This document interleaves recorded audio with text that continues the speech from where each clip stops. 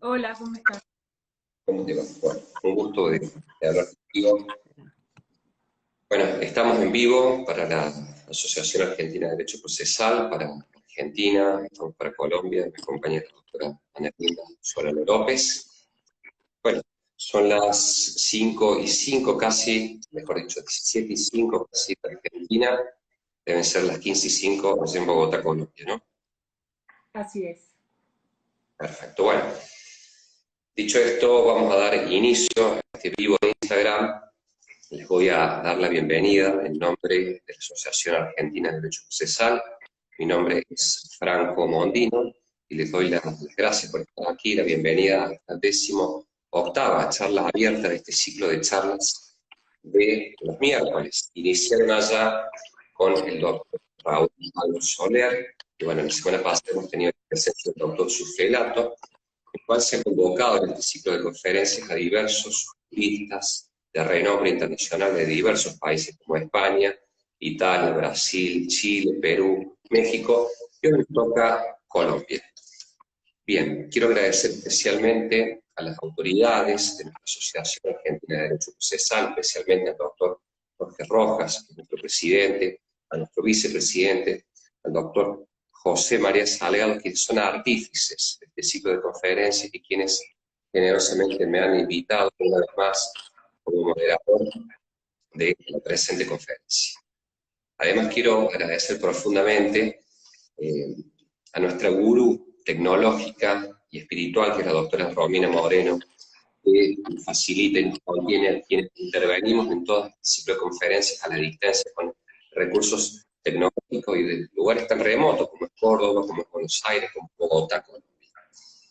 También quiero poner de resalto la importancia de la actividad que está realizando la Comisión de Jóvenes de la Asociación Argentina de Derecho Procesal, en cabeza de la presidenta, la doctora María Cecilia Pérez y todo su equipo, que están desarrollando una profusa e importante actividad académica tal como lo tiene. Y por supuesto todos los asistentes, quienes a la distancia nos están viendo a través de sus pantallas, gracias a los recursos tecnológicos tan importantes con los que contamos en estos tiempos de pandemia mundial. Y por supuesto, y especialmente, profundamente, quiero agradecer la presencia de nuestra disertante, la profesora Ana Linda Solano López, que nos acompaña desde Bogotá, Colombia. Previo a pasar a relatar sus actividades curriculares, quiero explicar un poquito a todo el público lo que es la modalidad de esta charla. Esta charla va a constar de dos partes. En la primera, que va a ser la más extensa, de casi una hora de extensión, voy a hacer una brevísima introducción yo, y luego va a ser nuestra disertante, donde va a exponer todo lo que es materia de su conocimiento que ha sido convocado. Vamos a cortar aproximadamente 50-55 minutos, cuestión de que yo pueda grabar esta charla para que esté disponible con posterioridad en cuenta oficial de la Asociación Argentina de Derecho Procesal.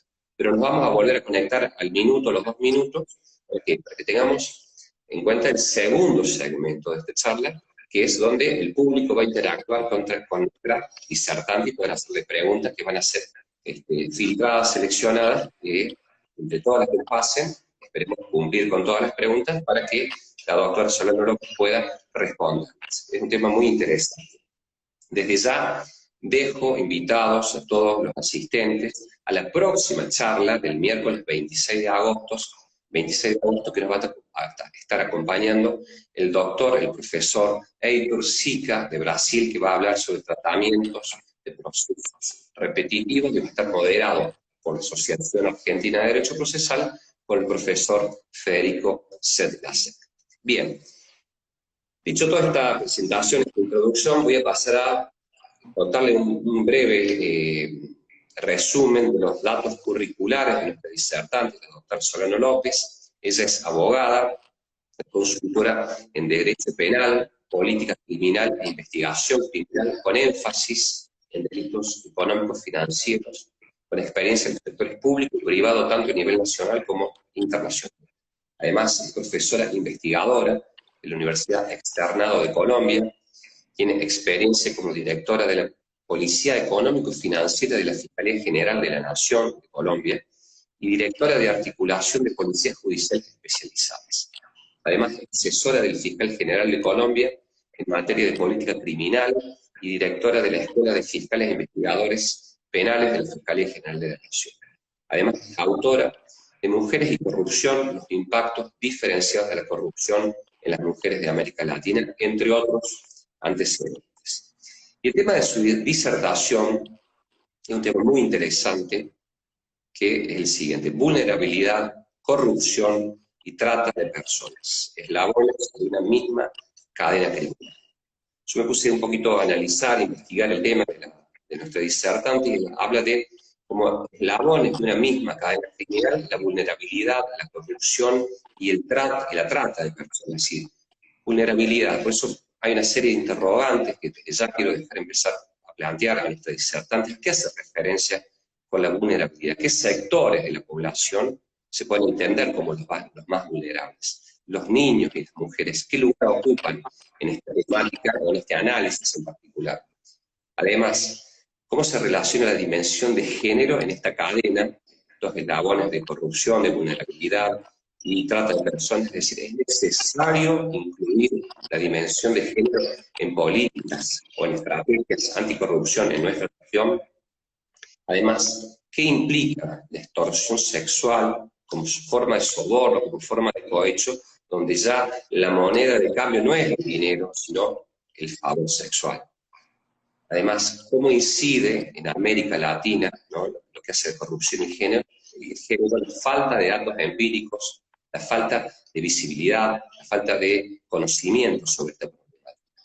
¿Qué significa, además, o qué significó, o qué va a significar para el futuro el compromiso de Lima, que fue resultado de la 8ª Cumbre de las Américas, vinculado obviamente a lo que es corrupción y género? ¿Qué es lo que está sucediendo con la minería ilegal en Perú, relacionado obviamente con la trata de personas? Y, es decir, ¿cuán rentable es este delito de la trata de personas? Entre otros interrogantes que no quiero agotar, porque ya lo quiero dejar con nuestra disertante. Así que bueno, Ana, bienvenida en nombre de la Asociación Argentina de Derecho Procesal. Estamos muy contentos de contar con tu presencia. Bueno, y te dejo todo el auditorio para vos. Yo te voy a avisar cuándo vamos a cortar, cosa de frenar un minutito para grabar y volvemos. Dale, Gracias. perdón. Muchas gracias, Franco. Si se me queda algo de todos estos temas tan interesantes que has propuesto, me lo cobras. Y al final. Bien, Bueno, quiero agradecer de verdad a la Asociación Argentina de Derecho Procesal por esta invitación y sobre todo por el interés en la temática. Quiero enviarle un saludo muy especial a María Elena Godoy. Fuimos compañeras de CEJA hace muchos años, entonces un cariño especial para ella. Doctor Jorge Rojas y bueno, por supuesto a mi moderador el día de hoy, así que muchísimas gracias por este espacio. Les quiero contar que este tema que vamos a estar conversando, discutiendo, es resultado de un trabajo que he realizado con Neurosocial, en especial mi colega Borja Díaz, y las redes de la IAMP, de la Asociación Iberoamericana de Ministerios Públicos, sobre todo las redes anticorrupción y las redes de trata de personas. Este es un trabajo sobre los impactos diferenciados de la corrupción en las mujeres.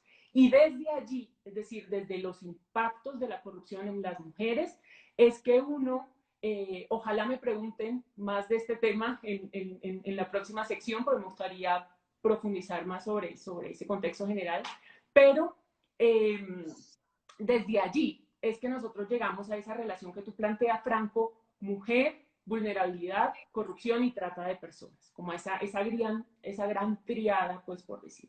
Y uno de esos impactos diferenciados es precisamente cuando la corrupción facilita, permite o en algunos casos hasta promueve la comisión de delitos como la trata de personas. Entonces es una corrupción facilitadora.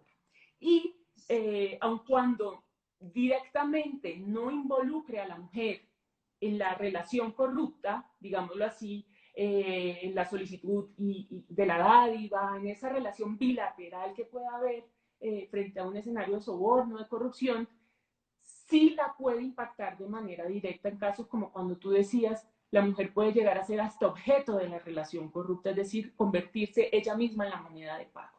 Entonces, es un tema muy nuevo. En general, esta relación corrupción y género se viene trabajando a finales de los 90, principios de los 2000, y la relación corrupción, trata, mujer, es un trabajo muy, muy reciente. Es decir, existe el conocimiento de esta facilitación, pero poco se ha desarrollado, sobre todo en términos de política pública, etcétera. Entonces, yo espero que esto que vamos a estar conversando pues le genere muchas reflexiones y genere muchos interrogantes y ganas de continuar tratando y entendiendo esto en sus países, porque solamente con visibilizaciones de este tipo es que podemos empezar a plantearnos los grandes cuestionamientos que hay y hacia dónde debemos de ir en esta problemática. Entonces, antes de cualquier cosa, de entrar en materia, quiero contarles dos historias. Les voy a contar la historia de María, una paraguaya, y una peruana, una mujer peruana. María cruzó el río para casa, pero sí tenía la esperanza de una vida mejor.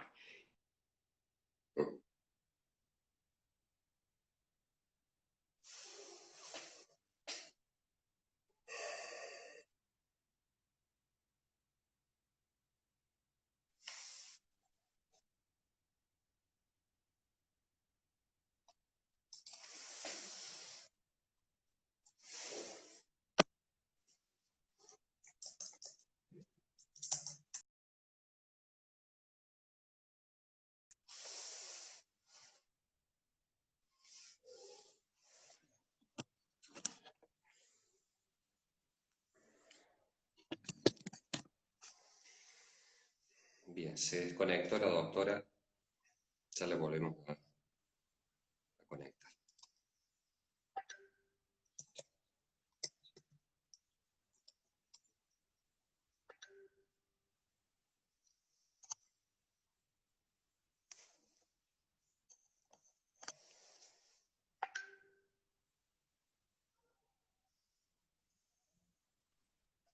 Se desconectó. Ahí Ya está, estamos. perfecto. Bien. Bien. O sea que, Estamos hablando de dos mujeres, una que estaba cruzando el Paraná. sí, nos quedamos Ahí en la está, historia de María. María estaba cruzando el bien. río Paraná, no tenía los permisos migratorios y con la promesa de un trabajo mejor, como empleada doméstica, ella llega a la provincia de Misiones en Argentina. Al llegar, Bien. sus supuestos empleadores le retiran su documento de identidad y la llevan a lo que va a ser de ahora en adelante su lugar de trabajo, un prostíbulo que operaba en un pequeño rancho de manera ilegal. Entonces, desde ese momento, María se vio obligada a ejercer la prostitución en una pequeña habitación, obviamente sin las condiciones de dignidad humana, y en ese momento María se convierte una de las 2,5 millones aproximadamente de víctimas que calcula Naciones Unidas hay en materia de trata de personas, ¿verdad? Un día ella decide, digamos, logra escapar de sus captores y acude al primer policía que ve en el lugar. Cuando le dice que estaba siendo capturada de manera ilegal, etcétera, esta persona la regresa a su lugar de explotación. Entonces, lejos de ayudarla, la devuelve al prostíbulo para continuar siendo explotada. El otro caso, les decía, es el de Ana María, una niña peruana, una menor de edad. Ella estaba en el hospital dando a luz, una menor de edad estaba dando a luz a su bebé, y el personal sanitario le avisa a su familia y contacta a la fiscalía porque este bebé nace enfermo. El bebé nace enfermo consecuencia de la sífilis que padecía su madre, Ana María, menor de edad. Entonces, cuando se le pregunta por, digamos, sobre las condiciones de su embarazo, ella no quiere responder, tiene miedo. Quien termina respondiendo es la mamá, que Ana María había sido víctima, había sido captada, víctima de una red de explotación, y ella tenía miedo porque los explotadores organizaban muchas fiestas y entre los asistentes a estas fiestas, ellas reconocían autoridades locales. Entonces sabían que no podían acudir ante autoridades porque hacían parte de estas fiestas en las que ellas eran forzadas a tener relaciones sexuales también con estos funcionarios judiciales. Entonces, ambos casos son reales y muestran escenarios de esa facilitación de la corrupción a que ocurra la trata de personas, donde vemos que mujeres y niñas son víctimas, entre otros, de fines como este de explotación sexual. Entonces, entremos un momento a analizar, a entender la trata de personas en sí mismo y luego volvemos sobre esta relación mujer, corrupción y trata de personas. Entonces, lo primero que hay que entender de la trata es que es un delito parasitario. Tú mencionabas el tema de minería ilegal. Mujeres y niñas en regiones de Perú, por ejemplo, de Colombia también, son reclutadas a través de ofertas de trabajo falsas y son traficadas a áreas de minería. La Pampa, la Delta, la Rinconada en Perú, por ejemplo. Entonces, son llevadas allí a trabajar en burdeles y se estima, por ejemplo, solo en la Rinconada, 4.500 niñas peruanas, bolivianas y de otros países son traficadas para la explotación sexual. Y para trabajar en esos bares a los que frecuentan los mineros que están explotando ilegalmente estas minas. Entonces, como vemos, es un ecosistema donde la relación, la trata termina alimentando ese ecosistema para que se puedan dar otras formas de explotación. Y así vemos cómo la trata se relaciona con otras formas de crimen organizado, migración ilegal, tala ilegal, minería ilegal, narcotráfico, etc. Entonces vemos que debemos entender la trata de personas como economía criminal, como economía, flujos ilícitos internacionales, comercio ilícito en sentido amplio, economía criminal. Y como economía criminal, las organizaciones criminales, si las entendemos así, las organizaciones criminales se comportan como empresa, diversifican sus mercados, hay un tema de convergencia criminal y de economía de escala, ¿sí? Entonces, en esa lógica empresarial, ellos se abren hacia nuevos mercados y vemos como, por ejemplo, organizaciones criminales tradicionalmente narcotráfico en América Latina, como pueden ser carteles de droga mexicanos, colombianos, se dedican también al tráfico de personas o al tráfico de migrantes hoy día, que les resulta además muchas veces, hay menos persecución, menos de valor en cierta medida, entonces se termina volviendo inclusive hasta mucho más rentable y más fácil como la minería ilegal. Entonces, es un asunto definitivamente de crimen organizado, pero lo duro de esto es que la mercancía como tal son personas, ¿sí? Es decir, eso que yo comercio, con lo que yo comercio, son personas. Entonces, en ese sentido, el protocolo contra la trata de personas, adicional a la Convención de las Naciones Unidas contra la Delincuencia Organizada Transnacional, en el artículo 3 lo define. No lo vamos a leer, lo pueden buscar, pero sí es importante decir tres cosas que trae la definición de trata, y esas tres cosas son las que hay que tener presente. La acción, que suele ser la captación, el transporte, el traslado, la acogida, la recepción, y vemos aquí la lógica de comercio, ¿sí? Desde el lugar de origen, tránsito y destino, ¿sí? Las acciones que se pueden dar a lo largo de esa cadena criminal o de esa cadena de producción, los medios, que puede ser amenaza, coacción, violencia, abuso de poder o de alguna vulnerabilidad, como mencionabas, ofrecimiento de servicios, etcétera, y los fines, o sea, la acción, los medios y los fines por los cuales se da la trata. Y los fines pueden ir desde la explotación sexual, como estábamos hablando en el caso de María y de Ana María, para ejercer la prostitución, la esclavitud sexual, pero también la explotación laboral, y se calcula hoy día que están en condiciones ilegales de trabajo más de 50 millones de personas en el mundo. O sea, son dimensiones realmente impresionantes. Entonces, para la explotación laboral puede ser mendigar, servicios o trabajo forzado, servidumbre, esclavitud, en fin. Y también matrimonio servil también, ¿no? Matrimonio servil. Matrimonio servil, extracción de órganos, tráfico de órganos, en fin. Entonces, esas acciones son variadas, esos medios son variados y esos fines son muy variados. Entonces, esta definición da como un marco común, pero uno puede entender que en cada país y en cada región la problemática presenta características distintas. No en todos lados es crimen organizado, no en todos lados es crimen organizado transnacional. Hay países que son de origen, hay países que son de tránsito, hay países que son de destino, hay países que son los tres.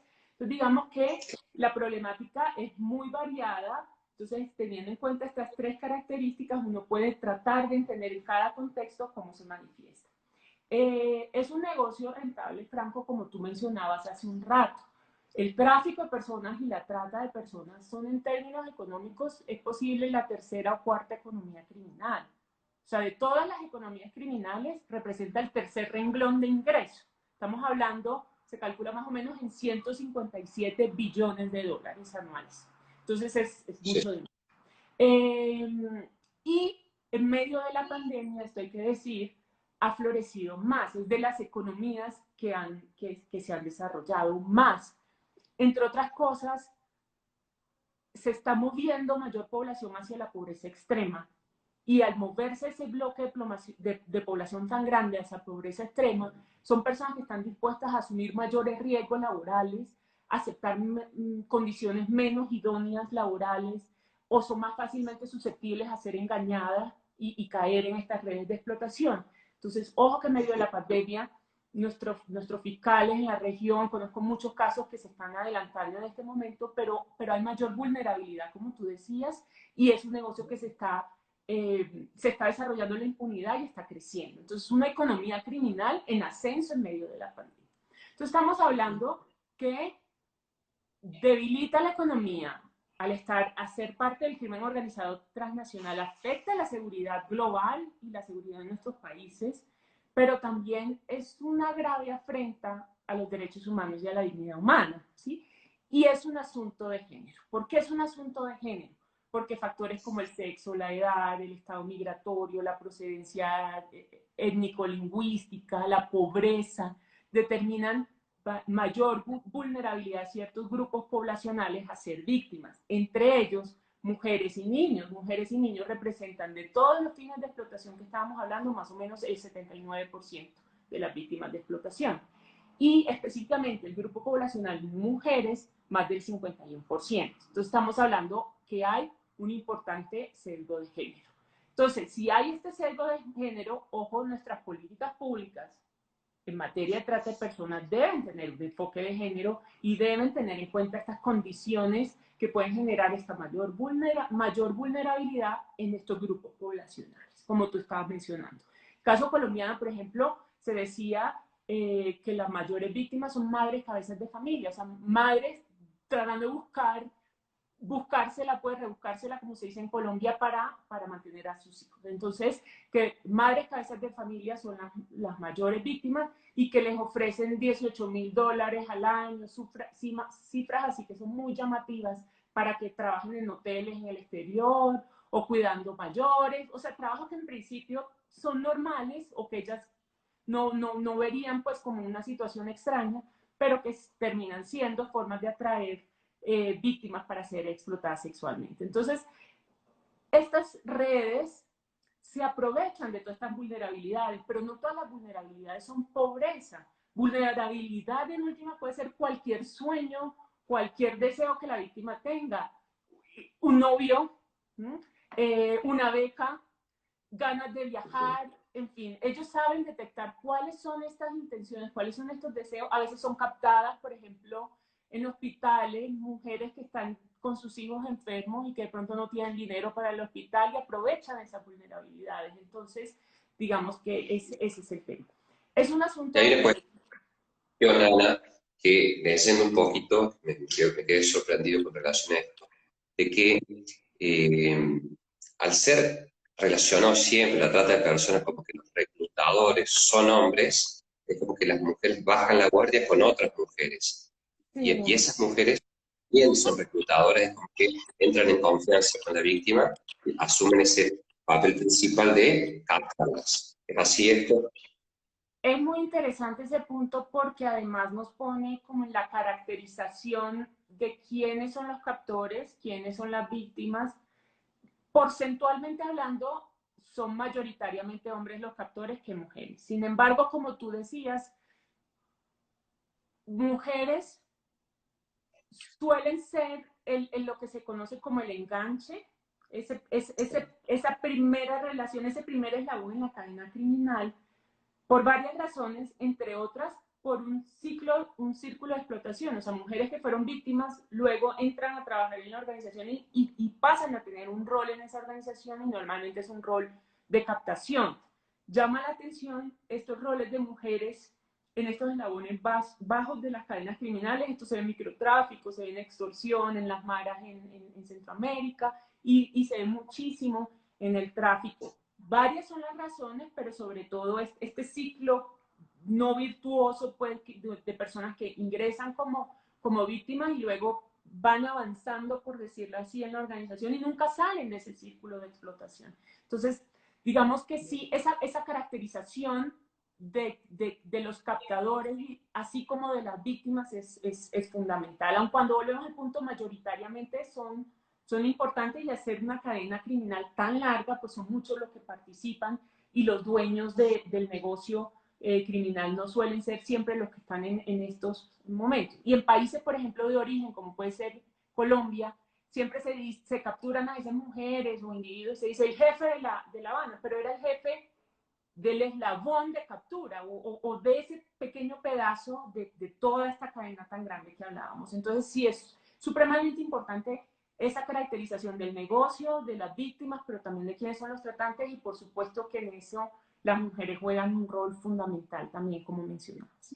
Entonces, Incluso no solo en ese rol, Ana, sino también como jefa, que me decís, bueno, leyendo ahí un poco de las noticias, estaba el caso de Cartagena, Colombia, de la Madame, que lo citas también en tu libro, bueno, que era la jefa de la trata de personas en esta ciudad costera, ¿no? sí, dueñas de centros de explotación.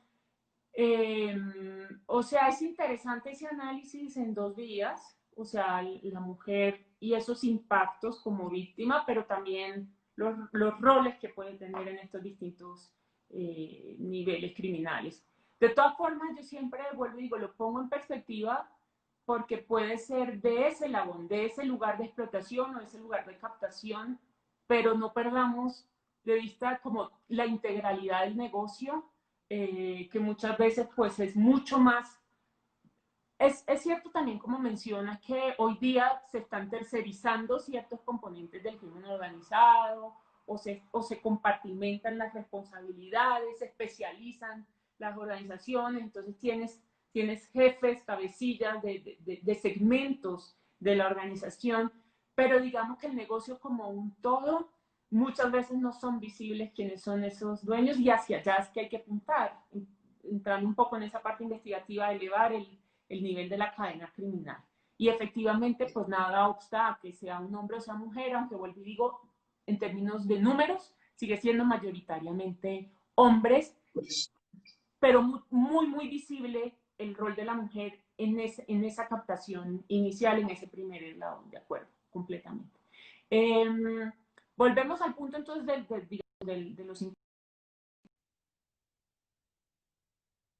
pues es una violación de derechos humanos.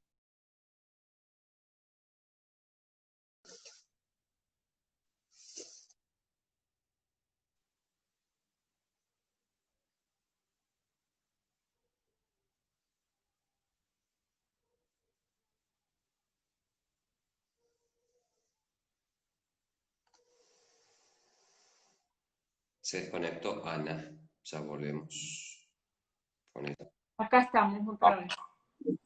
Entonces, Bueno, desde una perspectiva de género, pues la trata es reconocida como una forma de violencia contra la mujer por la Convención Belén do Pará, y constituye sí. unas formas de las más extremas, pues, de violencia contra la mujer, y en esa medida, pues, una grande violación a sus derechos a la vida, a la dignidad, todo lo que ya hemos venido discutiendo, ¿no? La integridad física, psicológica, sexual, salud, tiene una cantidad de derechos y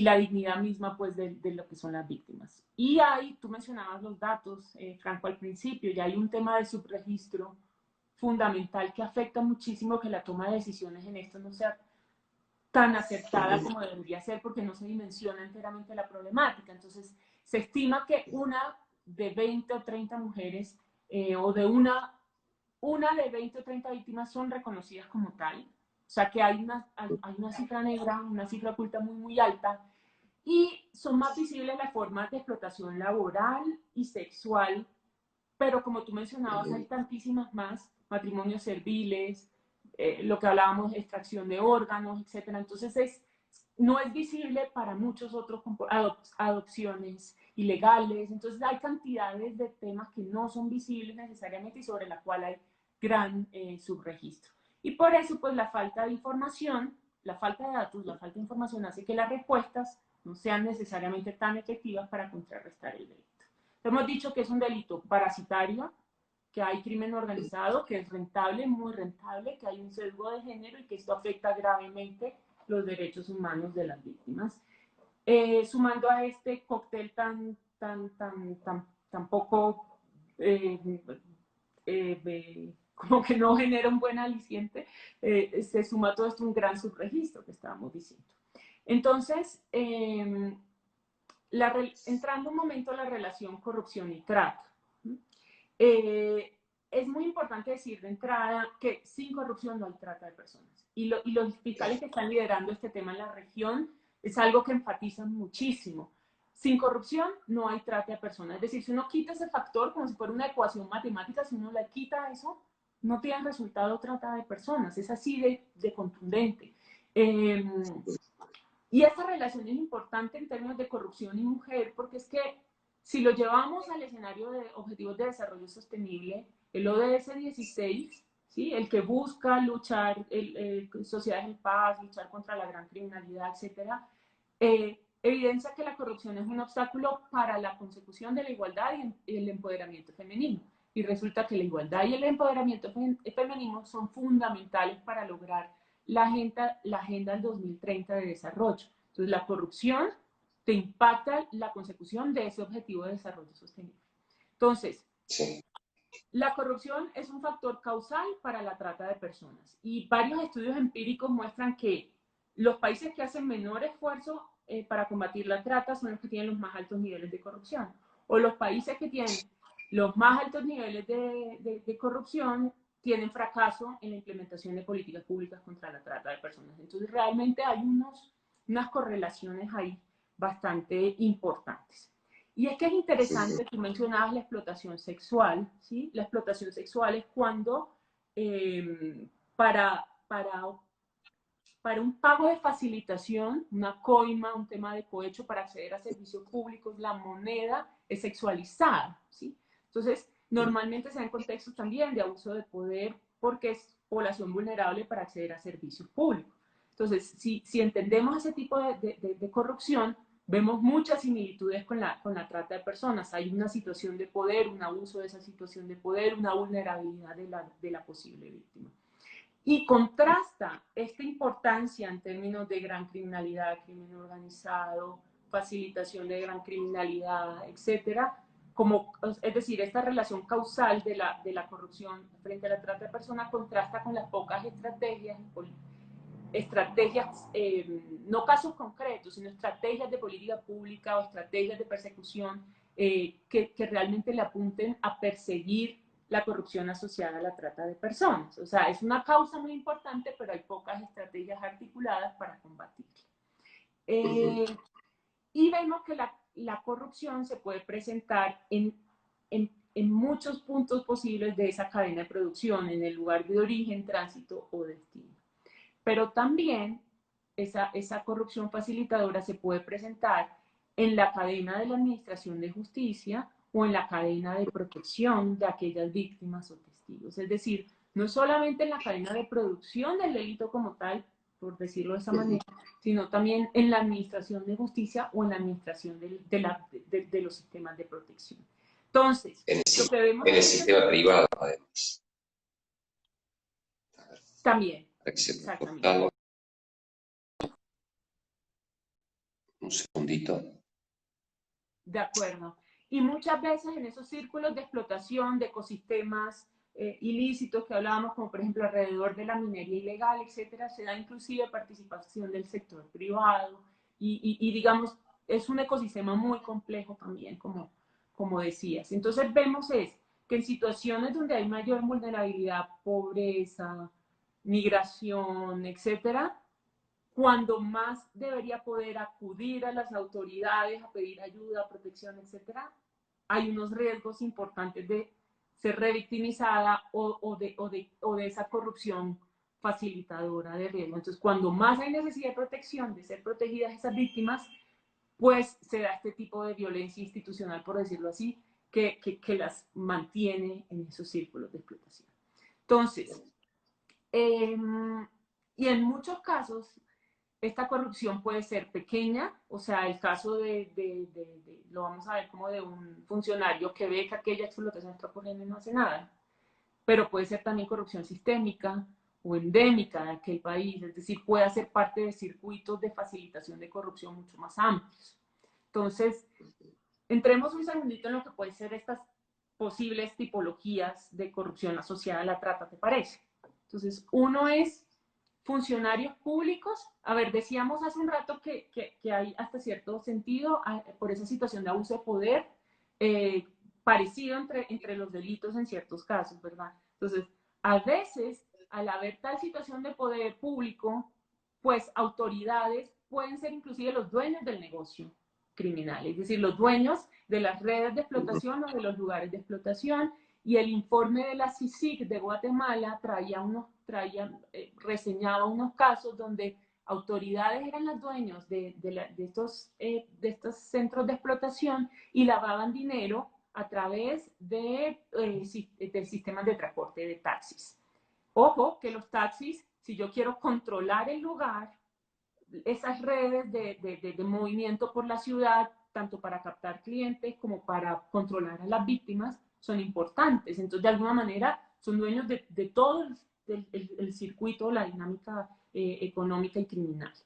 Hay unos casos muy interesantes, esto lo trae la Universidad Diego, un estudio de la Universidad Diego Portales de Chile. La Universidad Diego Portales hace un estudio sobre violencia sexual en el trasiego de los migrantes.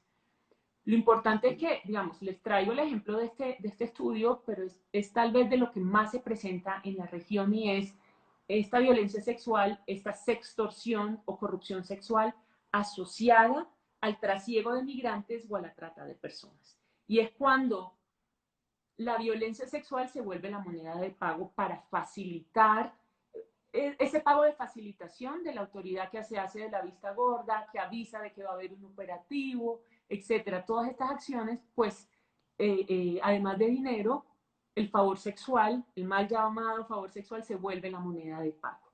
Pero a lo largo del trasiego, entonces migrantes, imaginémonos, migrantes venezolanas que hacen todo el recorrido del continente para llegar a un país como Chile o Argentina, ¿sí?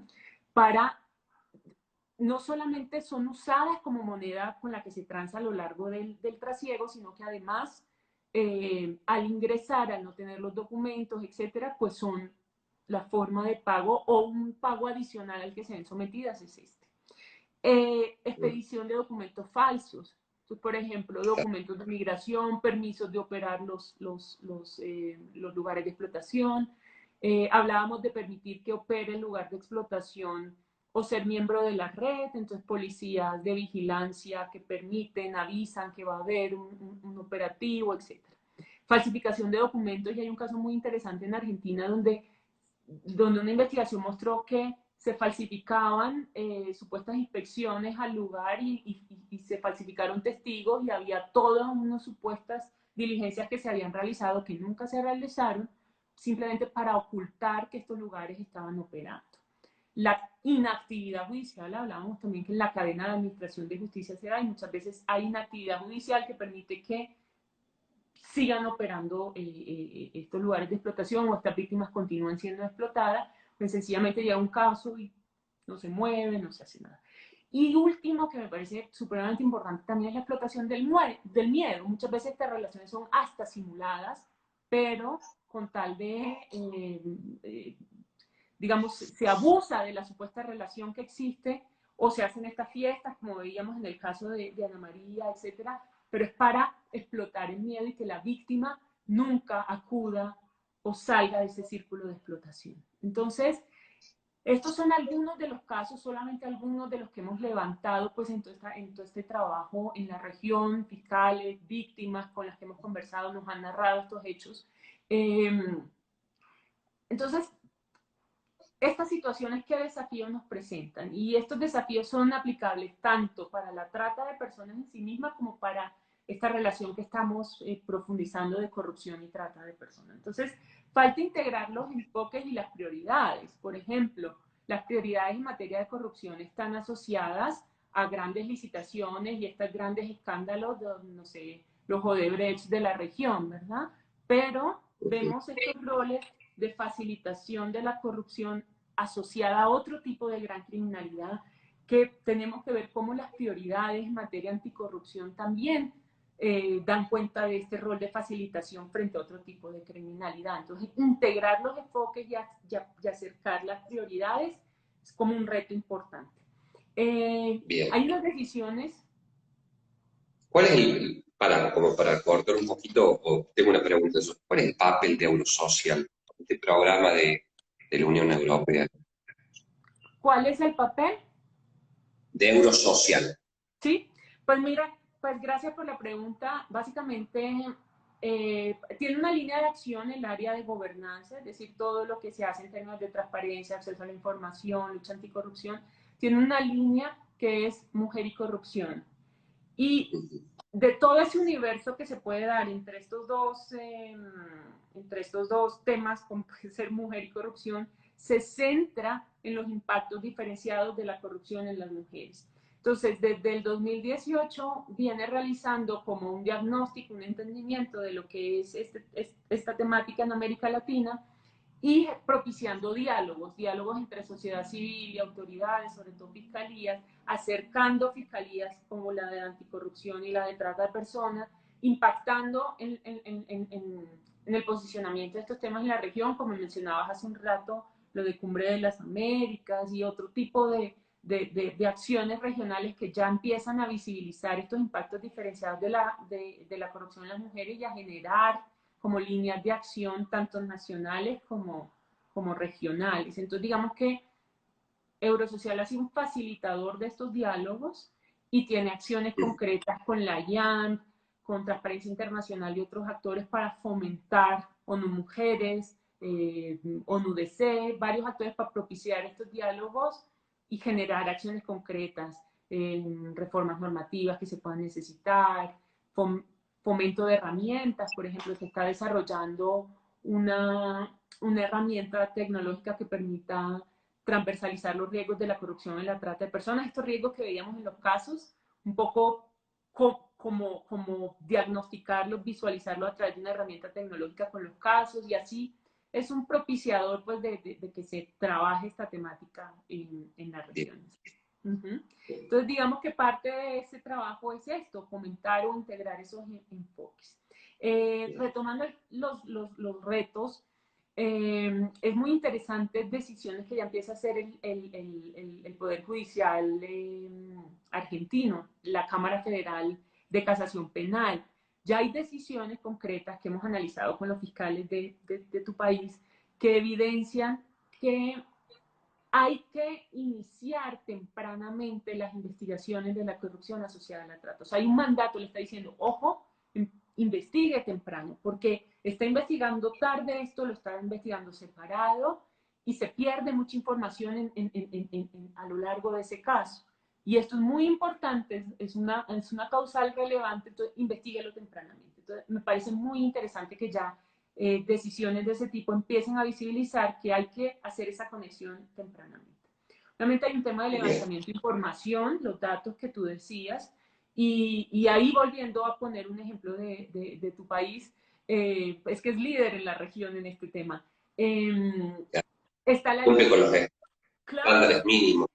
exacto. Sí. Entonces está, por ejemplo, la línea 114, que es la contra la trata de personas, y ahí evidencian, ellos hicieron un análisis y evidencian que muchos casos, muchos, creo que como el 70%, tienen datos. El alcalde, el policía, el comisario, o sea, el inspector, se menciona pero de manera muy vaga y eso se pierde. Es decir, a lo largo de la investigación, claro, tú te concentras en el explotador, en la organización, en proteger a la víctima y se diluye a lo largo este tipo de información fundamental para investigar tempranamente la corrupción asociada a la trata. Rebobinemos un momentito. Si la corrupción es fundamental en que ocurra la trata, investigarla tempranamente se vuelve esencial. Entonces, que desde la línea de denuncia tú tengas información que puedas rescatar para generar una investigación proactiva o para generar líneas de investigación, etcétera, es fundamental. Vemos también entonces que hay que desarrollar investigaciones proactivas. Ojo, esto es importante porque muchas veces se dice, no, es que la víctima no me dio bien el dato, el nombre no era, etcétera. No, es que este tipo de investigaciones no pueden ser víctima dependientes. Debemos de, usando técnicas especiales de investigación, fortaleciendo la capacidad de detectar, como en estas líneas de atención, etcétera, haciendo investigación de contexto.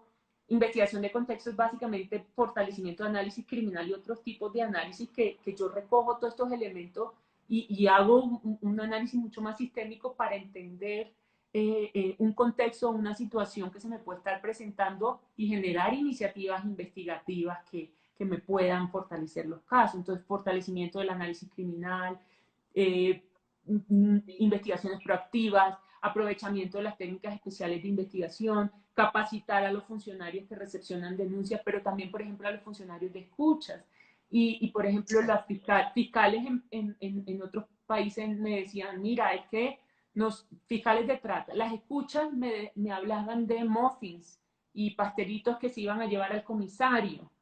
Y el fiscal anticorrupción pues voy a ponerlo un poco en términos ridículos, pero él creía que había o sea, que había que una pastelería, o sea, no, si es un tratante estaba hablando de víctimas explotadas. Entonces, capacitar en el entendimiento de estos lenguajes es fundamental.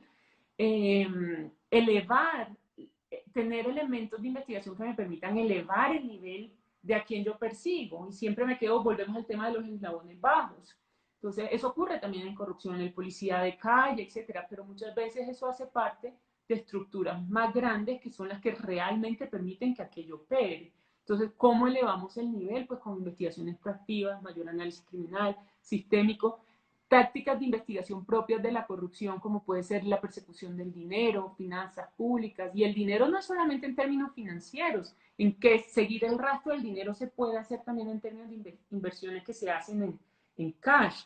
Y entender que esto no es solamente un tema de policía. Cuando yo digo funcionario, volvemos al punto, estábamos hablando de autoridades locales, inspectores, doctores, o sea, personal de aduana, etcétera. Es muy variado y si entendemos otra vez toda esta cadena, pues nos damos cuenta que la facilitación permea pues muchos eslabones.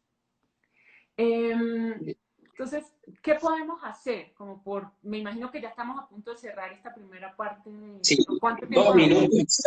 2 ¿Querés minutos. hacer? Bueno, exacto. Entonces, en términos de soluciones es fundamental, obviamente, fortalecer el conocimiento de la problemática, porque eso nos va a permitir toma de acciones, tanto en términos estratégicos o de política pública como operativos, fomentar la denuncia de la corrupción asociada a la trata, visibilizarla, porque muchas de estas conductas son invisibilizadas, y bueno, mejorar estrategias de prevención e investigación. Hablábamos un poquito ya de eso, pero podemos profundizar ahorita, ojalá en las preguntas.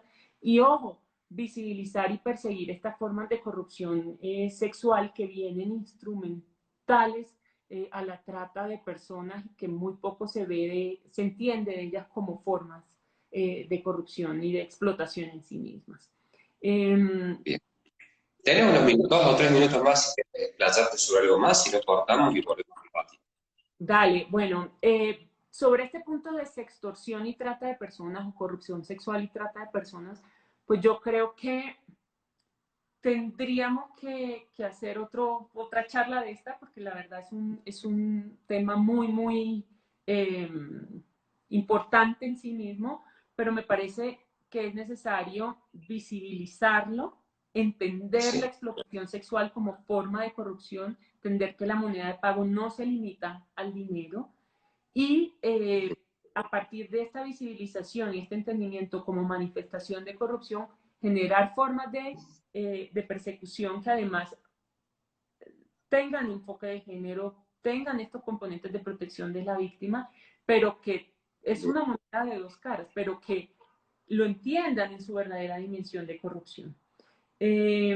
Continuando con ese pack de soluciones, fomento a la denuncia, visibilización de la sextorsión, fortalecimiento de las estrategias de prevención y de persecución, está también el tema de la articulación y del trabajo conjunto, porque muchas fiscalías no tienen las competencias para investigar ambas cosas, pero existen formas en las que se pueden articular, se puede trabajar de manera conjunta, variadas formas en la región se pueden dar, y con eso, pues fortalecer... De un enfoque holístico siempre en tu documento. Hablas de un enfoque holístico para entenderlo todo esto. Claro, y esto es aplicable no solo a la corrupción, sino... Si estábamos diciendo que la trata es un delito parasitario, pues tú tienes que ver esto también en relación con lavado de activos, la corrupción, etcétera, ese enfoque holístico y sistémico como muy bien mencionas. Parte de eso es las estrategias con las cuales diseñas la persecución o la investigación y la judicialización de estos casos. O sea, tienen que ser investigaciones inteligentes, investigaciones estratégicas, cuáles son las formas de articulación que tiene, estudio de casos, barras de abogados, mesas de trabajo, o sea, ¿qué formas puedes utilizar? No todos tienen competencias amplias, como por ejemplo en Chile, que tienen fiscalías de complejidad, que pueden ver ambas cosas simultáneamente. Entonces, pero ¿dónde está la creatividad pues para generar esos espacios de articulación y, como muy bien decías, investigar de manera más holística? Y, digamos, ahí también entra como esa dimensión de crimen organizado. La investigación de crimen organizado sí te da esta idea de red, esta idea de conexiones, esta idea de articulación, de nodos, y por tanto aplicar a la trata de personas y a la corrupción asociada a la trata de personas estas técnicas propias de persecución de gran criminalidad organizada, pues también son bastante importantes. Entonces vemos que hay como un pack en relación con la investigación que se puede hacer como de fortalecer el enfoque y por tanto las técnicas que tú usas para ello, pero también hay mucho, Franco, que se puede hacer desde la prevención. Por ejemplo, en corrupción suele haber, aprovechar como esas ventajas que los tipos nos presentan. Entonces, por ejemplo, en corrupción el tema de proteger la investigación de posibles filtraciones, compartimentarla, etcétera, es fundamental. Entonces, eso es algo que en este tipo de casos se puede dar, porque vemos que muchos de los escenarios de corrupción asociada a la trata es cuando se avisa de que hay operativos, etcétera, porque se está protegiendo aquella red de explotación. Y la prevención también está asociada a la debida diligencia, a los controles, la selección de personal que yo hago para poner en ciertas tareas investigativas o de protección de víctimas. Y hay unas investigaciones muy interesantes, por ejemplo, de la Policía de Londres y otros, donde hacen caracterización como de las personalidades más tendientes hacia estas conductas de corrupción y otro tipo de estudios que te dan cuenta de, ojo, cómo fortalecemos nuestras estrategias de selección de personal para estos temas tan sensibles como protección de víctimas o testigos, para que no sean susceptibles pues, de estas formas de corrupción y en muchos casos de corrupción sexual. Bien. Bueno, Ana, cortamos 2 minutos, finalizo el video, lo pongo para que se grabe y nos conectamos en 2 minutos y aquí vamos a tener algunas preguntas del público, así podemos desarrollar eso. No se vayan, ya nos conectamos y nos mandamos la invitación para el vivo. Perfecto. Bueno, Ana, bienvenida de nuevo. Gracias.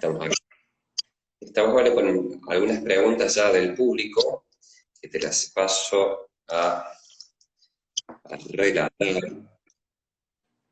Bien, bueno, a todo el público, los vuelvo a invitar para el miércoles 26 de agosto, el próximo miércoles, va a estar el profesor Héctor Sica, perdón, un segundito, que va a estar moderado por la Asociación Argentina de Derecho Procesal, por el profesor Federico Sedlacek. El doctor Héctor Sica va a hablar sobre tratamientos de procesos repetitivos. Así que los esperamos a todos el miércoles que viene. en el mismo horario de las 17 horas de Argentina. Bien. Ana, tenemos varias preguntas del público. Nuestra compañera de la Comisión de Jóvenes Procesalistas, Andrea Ledesma Piga, nos dice lo siguiente. Primera pregunta. ¿Podemos decir que la trata de personas es un fenómeno marcado por una cuestión de género y clase?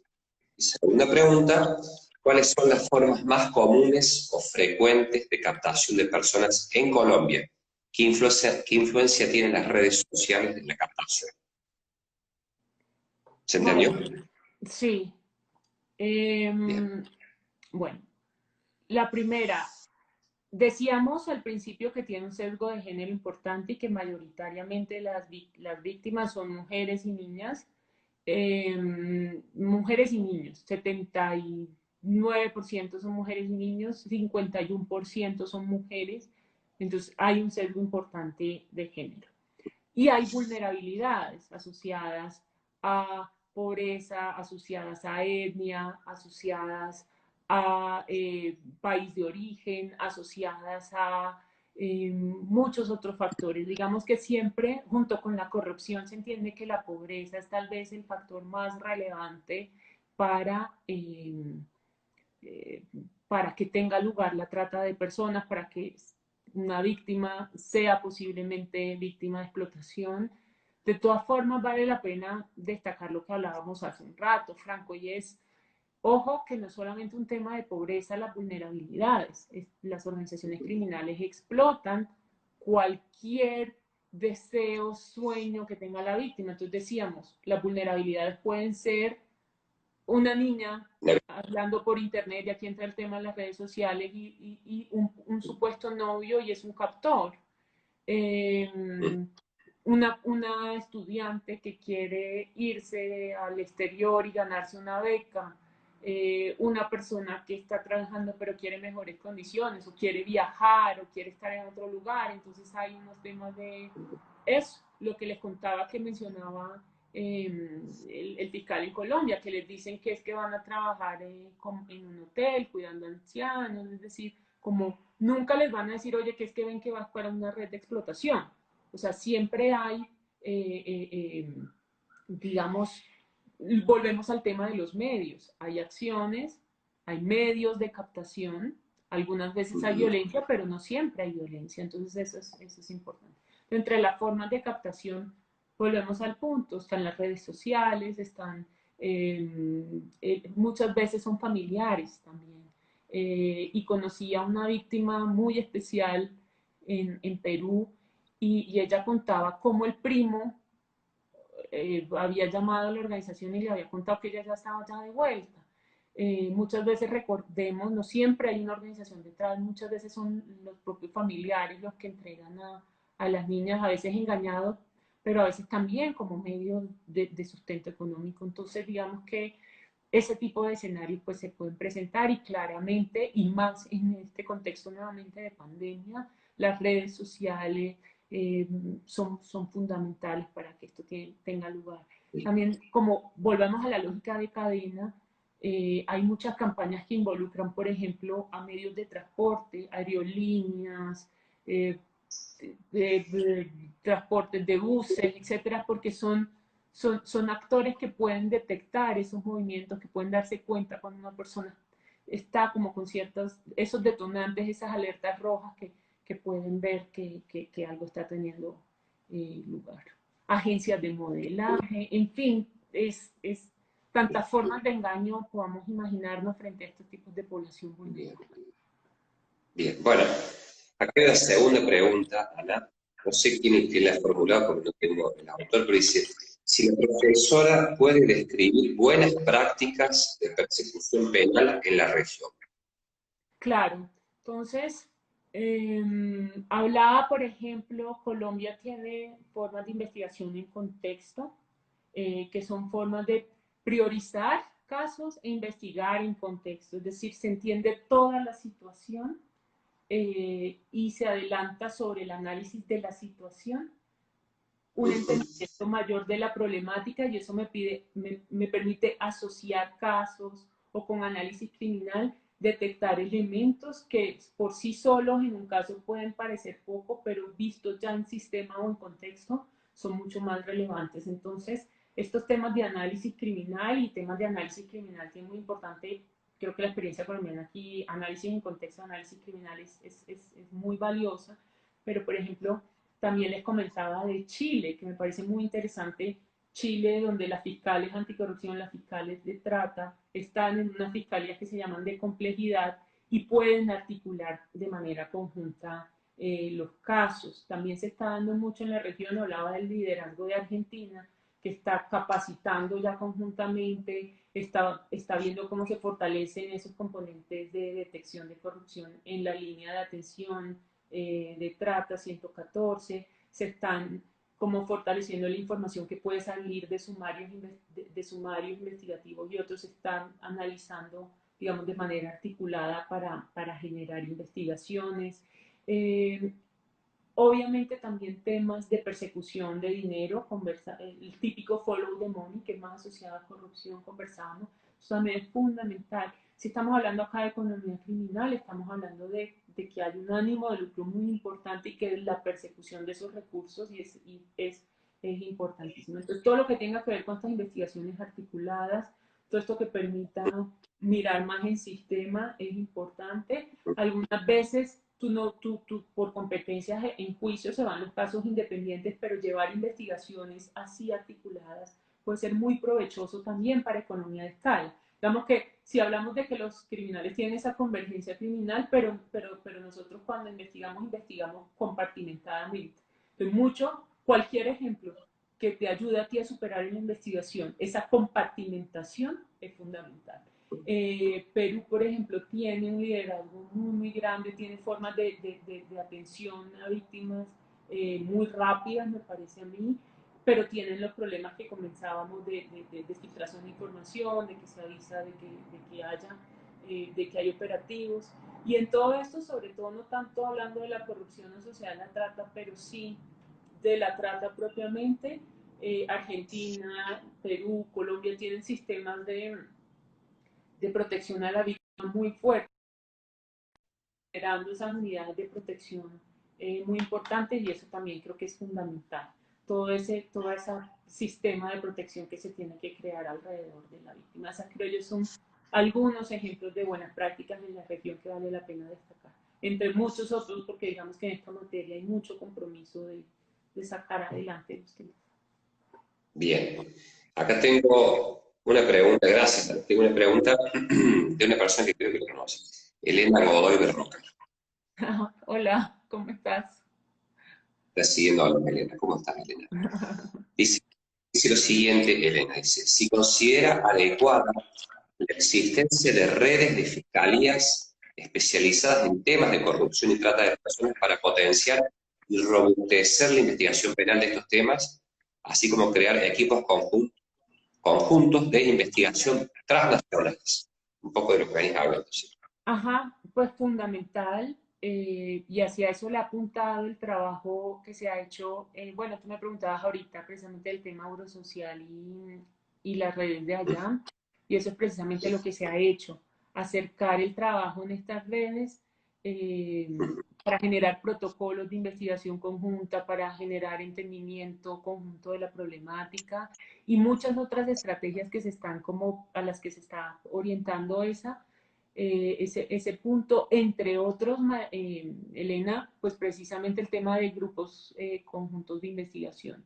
Vamos que eso, como para enterar al público un poco de qué trata, eso es cuando, sobre todo ante fenómenos transfronterizos, no sé, como lo que puede ser la triple frontera del sur, que comparten una misma problemática, pues imaginémonos que se articulan como si fueran un mismo grupo de investigación y esto ayuda a superar ciertas dificultades que hay muchas veces con la prueba internacional, con el manejo de la relación, el flujo de la información. Eh, digamos que la cooperación acá es fundamental si hablamos de delitos transnacionales y hay unas experiencias muy interesantes. Paraguay ahí tiene, que, debo decir, un liderazgo muy importante. Entonces, la tendencia a crear estos grupos conjuntos de investigación, y aquí yo siempre he dicho, debe ser en dos sentidos, a nivel estratégico para el entendimiento de la problemática, así como operativo. Entonces, básicamente le orientan es eso, a generar mayor confianza, a superar esas barreras que pueden darse entre jurisdicciones y eso, para adelantar de manera mucho más temprana investigaciones conjuntas. Y es que si volvemos al ejemplo de lo que es corrupción y trata, muchas veces y conozco casos de países que han tenido la situación de que una situación de corrupción en el otro país les impide el desarrollo de sus propias investigaciones. Entonces esto es relevante tanto para el delito transnacional en sí, como puede ser la trata o el tráfico de drogas, como las situaciones de riesgo de corrupción que te pueden estar afectando tu investigación en tu país. Entonces, el entendimiento regional es fundamental, obviamente el acercamiento a redes, porque eso permite compartir buenas prácticas, entendimiento del problema, etcétera. Cómo llevarlo a un nivel operativo o estratégico en grupos conjuntos de investigación es una estrategia muy importante y hacia eso creo que se le está apuntando con las acciones conjuntas que está haciendo la IAMBI y Eurosocial y otros actores pues, en la región. Bien. Mira, acá tenemos una pregunta que es de la presidenta de la Comisión de Jóvenes de la Asociación Argentina de Derecho Procesal, Ceci Pérez, mamá de Alfonso, dice lo siguiente, la doctora Pérez, dice, ¿por qué la trata de personas es una forma de violencia de género? Que algo hemos hablado. Y esta pregunta sí me parece interesante que también la hemos abordado, si existe o podemos hablar de un perfil de víctima de marcado de trata. Si hay un único perfil de la víctima de trata. Bueno, O existe. claro, entonces, como comentaba, esos fueron algunos temas que abordamos específicamente. Se entiende la trata como, según la Convención Belén do Pará, como una forma de explotación de violencia contra la mujer en sí misma y una de las peores formas de violencia que hay contra la mujer. Entonces, digamos que así es reconocido como forma de violencia contra la mujer, porque volvemos al punto, la trata puede ser víctima cualquier persona. De hecho, los números de víctimas hombres van en aumento, sobre todo lo que es trata con fines de explotación laboral, pero mayoritariamente sigue habiendo un sesgo hacia las mujeres y los niños. Entonces, eso por otro lado. Por otro lado, depende, y aquí es muy importante, volvemos al tema de las caracterizaciones que se hagan en cada país, etcétera, porque no es homogéneo el tema. Yo no puedo decir que hay un único perfil de víctima de trata, ni siquiera en un país determinado. Entonces, es muy importante por eso siempre, al tratar de generar las acciones de investigación, el entendimiento de la problemática. Entonces, en este caso, el entendimiento de los sectores de riesgo. Volvemos al tema de las acciones, los medios y los fines de explotación, y eso nos va a dar perfiles de riesgos muy distintos frente a quienes pueden ser los captores, los facilitadores y las víctimas. Entonces, hay lo que hablábamos, hay un sesgo donde el sexo es relevante, la situación de pobreza es relevante, rangos de edad que son relevantes, etnias, países de origen, Colombia, República Dominicana,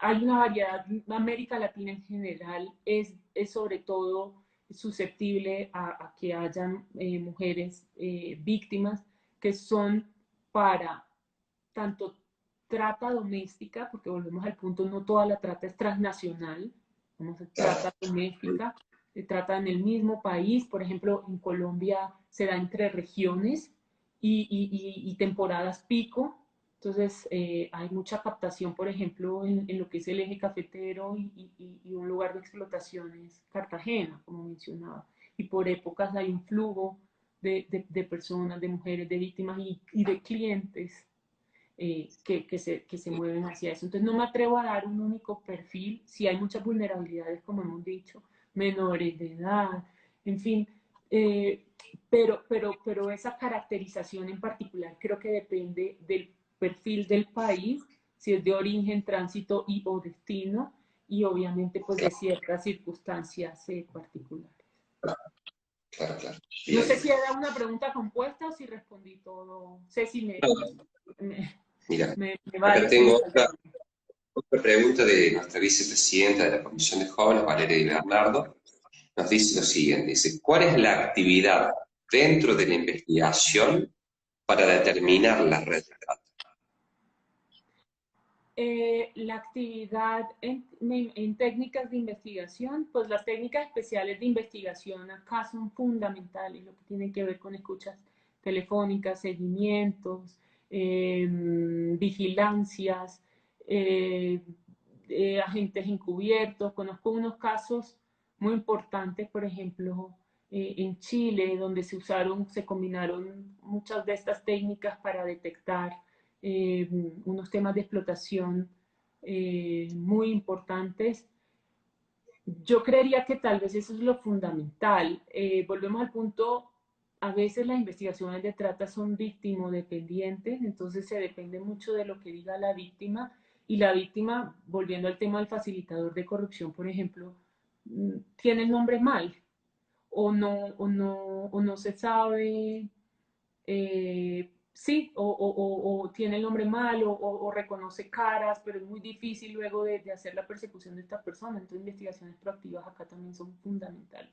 Entonces, las técnicas especiales de investigación, fortalecimiento de lo que es el análisis criminal, las líneas de atención de denuncia, protección de denunciantes también, por ejemplo, la denuncia anónima donde es posible.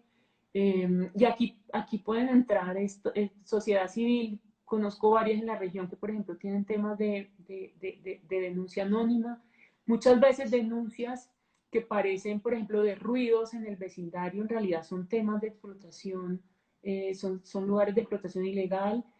Entonces, como detectar esos factores, esas alertas rojas, esos factores de riesgo que pueden ser otras cosas. Entonces, y luego la persecución de los flujos ilícitos. Volvemos al punto, esto es una economía criminal muy grande, la tercera o cuarta economía criminal más importante, estamos hablando de un negocio de 157 billones de dólares al año, entonces vemos que la persecución del dinero acá es también importante, aun cuando se mueve mucho dinero, digamos, en lo que es en el lugar de explotación, etcétera, estos pagos de facilitación, etcétera, esto se da mucho en efectivo, y están los registros de anotaciones de las cuentas comandancia, o sea, los pagos así, como decir la leche, como la lista de mercado, están anotados. Entonces eso puede dificultar un poco lo que es desde ahí investigar el dinero, pero tampoco es imposible porque hay ciertos gastos típicos, ciertos comportamientos típicos, es decir, y ahí volvemos al tema del análisis contextual o más sistémico, que te va a dar cuenta de esos patrones, de esas lógicas, de esas georreferenciaciones, de esos lugares de mayor riesgo, de esos perfiles de mayor riesgo, etc. Entonces es básicamente, volvemos al tema de investigación más inteligentes, tener mucha mayor claridad sobre cuáles son esas alertas rojas, esos indicadores rojos, esos factores de riesgo, y técnicas especiales de investigación. Bien, acá también Valeria Leonardo nos pregunta también si estas fiscalías especializadas trabajan en conjunto con otras ramas como fiscalías especializadas de cibercrimen, de informática, o ya conforman estas unidades especiales o especializadas todo a la vez, o por lo menos con la experiencia.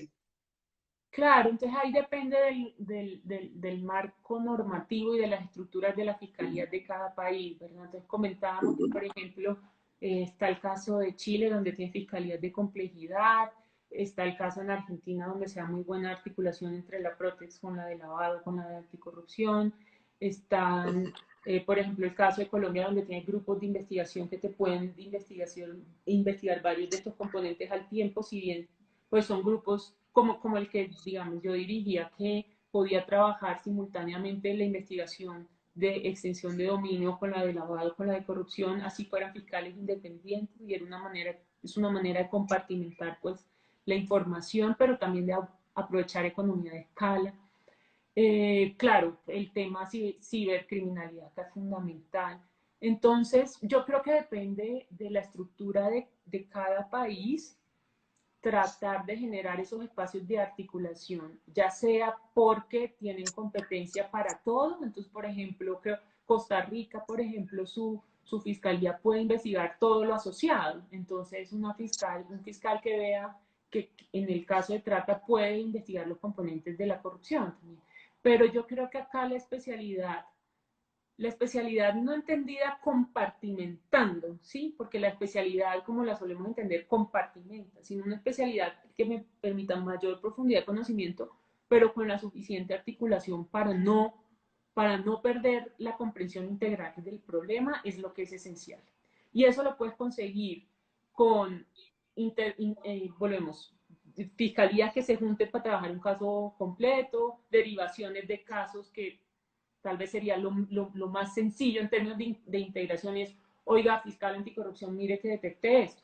Pero hay mejores formas de integrarse y de trabajar conjuntamente. También se tienen, por ejemplo, barras de abogados. Acá en Colombia funcionan barras, entonces se discuten los casos y se ve quiénes deben trabajar en los casos y eso es una forma de priorizar y varios países lo tienen donde dependiendo de la naturaleza del caso se hacen estos equipos de tareas conjuntas o task force o cosas que el caso lo amerita. Aquí lo importante yo creo es, volvemos al tema estratégico y operativo, o sea, que no sea solo de manera reactiva, sino que estas formas de articulación estén claras y se puedan activar apenas se dé el caso operativo o que el análisis criminal permita identificarlos y que tempranamente se dé la investigación conjunta y no reactivo y después y luego de mucho tiempo, como les comentaba, que la sentencia de declaración penal de Argentina decía, haga esto más temprano porque se está perdiendo información valiosa. Entonces, digamos que es eso. La especialidad, superando la compartimentación y buscando la mayor articulación posible para investigaciones mucho más holísticas. Bien. Mira, vamos a hacer la última pregunta, pues estamos en horario. Esta pregunta es de Analia Reyes, de La Plata, de acá de Argentina. Una pregunta muy interesante que algo ya planteaste, Ana. Dice lo siguiente, ¿existió un aumento en la vulnerabilidad de las víctimas de trata con motivo de la pandemia? Eso más o menos es lo que respondiste, pero si quieres lo puedes responder. Dice, ¿de qué manera las autoridades estatales pueden tomar medidas para proteger de este delito? Y si puedes explicar qué medidas se han tomado en tu país en este contexto de pandemia con el aumento de la vulnerabilidad de las víctimas de la trata, justamente. Sí, efectivamente decíamos que es de las economías criminales que más se ha visto en aumento y que precisamente, pues básicamente, entre otros riesgos, comentábamos, Franco, que la gente está moviéndose hacia renglones de mayor pobreza o pobreza extrema y que eso les está haciendo más susceptibles o más vulnerables a tomar riesgos en términos laborales o aceptar condiciones que no son idóneas laborales y que eso los puede ver abocarse a situaciones de explotación no ideales. Entonces es una lástima, pero realmente es algo que está ocurriendo en mayor medida. Y debo decir también que ahí la facilitación de la corrupción pues también se vuelve fundamental, porque si no hay circulación para permisos, etcétera, entonces eso se está dando muchísimo. En el tráfico de personas pues también hay un sobrecosto mayor, porque hay en principio más riesgos, pero eso no para la economía criminal. Entonces, es de los negocios que están prosperando, como otras formas de comercio ilícito, pues, que se están dando en la región. A ver, frente a acá que hay medidas, como vemos, hay muchas asociadas a la prevención de la violencia de género. Entonces, de saber detectar qué casos son de violencia de género, qué casos son de explotación de algún otro tipo, de trata, etcétera. Es decir, promover esas líneas de denuncia, promover esas palabras clave. Al principio de la pandemia empezábamos a escuchar, si llega una persona y dice esta palabra, ojo, que está siendo víctima de trata. Entonces yo creo que esa difusión, es decir, ya que no hay ese control tan grande, visible, por decirlo de alguna manera, que estos mecanismos que se están creando como de alerta, de botón rojo, etcétera, tengan un enfoque frente a estas formas de explotación claras. Es decir, no son solo temas de violencia intrafamiliar o de violencia sexual, intrafamiliar, sino que pueden ser alertas también de estas formas de explotación. Denuncias, volvemos al tema de, esto pasa en contexto normal, pero se puede ver agravado en pandemia, denuncia de ruidos, denuncias de temas en el vecindario pueden estar asociados a temas de explotación sexual, entonces muchos, o de otro tipo de explotación, todos estos temas todos estos son alertas pues que hay que prender a efectos de identificar si es que esos ruidos, si es que esa violencia sexual, si es que todo eso se deben a un contexto de esto mayor de explotación.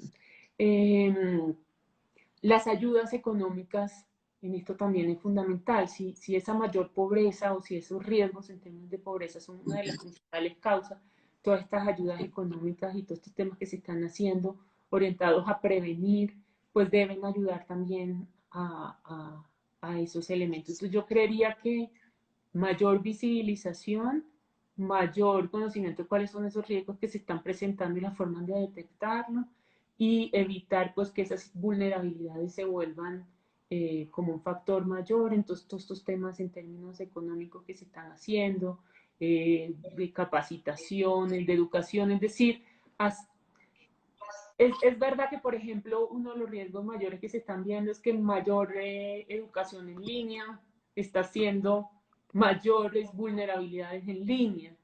Pero lo mismo ocurre yendo físicamente al colegio. Lo que hay es que hacer ese cambio y entender hacia dónde se están moviendo esos mayores riesgos, como volvemos al punto, la educación en línea ahora está presentando mayores vulnerabilidades en esos mayores riesgos. Entonces, cambiar mis mecanismos de prevención, de control, de monitoreo, de persecución, hacia donde se me están moviendo esos riesgos.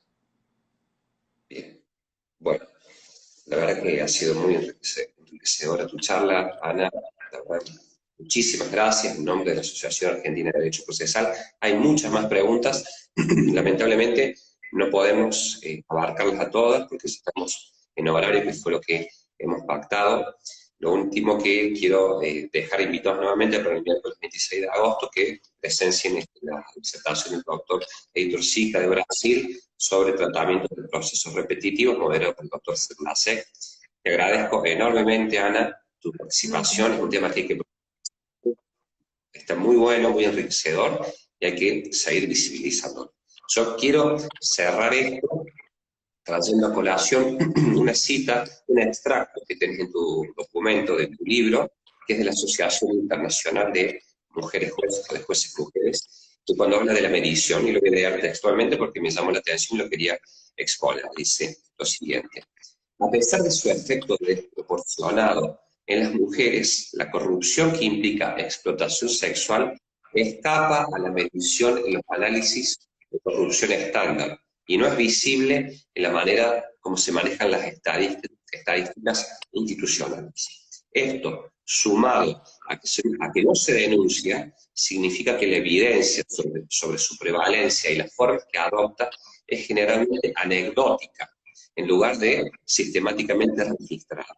Además, debido a la naturaleza y el estigma asociado con la explotación sexual o la extorsión, es más difícil de perseguir como un caso de corrupción en los tribunales de justicia, lo que lleva a un análisis estadístico engañoso de los registros judiciales. Quería cerrar con esto que me pareció muy interesante. Decimos algo y finalizamos. Sí, así es. ¿Recuerdas cuando hablábamos de juntar las prioridades? Muchas veces creemos que la corrupción es un fenómeno en sí mismo, no sé, que ocurre solo en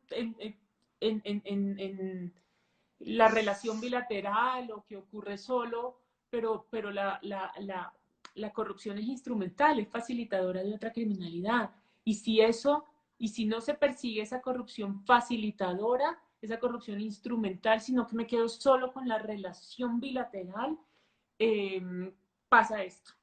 El tema de entonces se invisibiliza el problema, y eso nos lleva al tema que mencionábamos también de la corrupción sexual como formas no visibles. O sea, me gusta que haya querido cerrar con eso, Franco, porque volvemos al tema que origina toda esta conversación y todo este estudio, y es la corrupción que impacta de manera diferenciada. Y hay formas en sí mismas de corrupción que no están siendo visibles, hay manejos de la corrupción que no están siendo, digamos, vistos o dimensionados de esta manera como corrupción facilitadora de la trata, que fue lo que quisimos hoy mostrar. Y hay muchas formas más. Tú mencionabas mujer y corrupción, ahí se traen otros ejemplos. Pero bueno, agradezco la invitación el día de hoy, a ti, esta charla, las preguntas, o sea, en verdad que he agradecido mucho las preguntas, el interés en el tema, en lo que hacemos, y nada, pues, o sea, hasta la próxima. Bueno, muchas gracias, Ana. Saludos a todos y Saludos. finalizamos este video. Está Gracias. disponible en la página de la Asociación de Derecho Procesal Argentina. Gracias. Adiós. Chao. Gracias.